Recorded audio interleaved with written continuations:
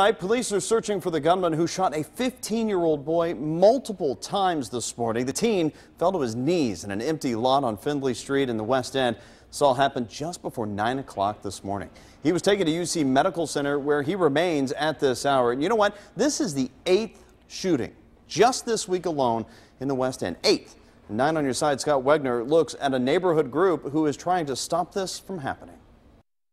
The news of still another young person shot is hitting West End residents hard. They were traumatized because this is not the first, nor the second, nor the third. Indeed, police say this is the 8th victim from the barrel of a gun this neighborhood has seen in the last week. I've heard several, I got to get out of this neighborhood, I've got to move. Members of a neighborhood organization think they may have part of the solution to the violence plaguing the West End.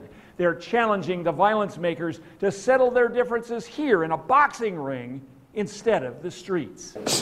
And if that sounds far-fetched, listen to what happened when Seven Hills Neighborhood House's boxing coach P-Man Jones stepped in to stop a street fight. Brought him down here to the gym, put the gloves on, turned that bell on, and I let them go at it.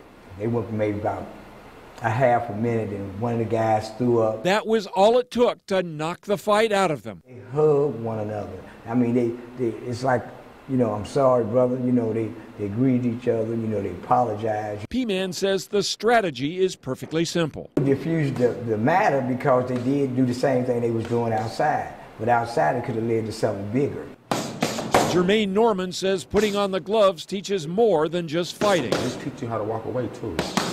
He dares those who think they're tough on the street to go a couple of rounds on the canvas. Show them what you really made of. Scott Wegner, 9 on your side, the West End. An interesting proposal there. By the way, if you know who pulled the trigger in that 15-year-old's shooting, call Crime Stoppers. The number on your screen there, 513-352-3040.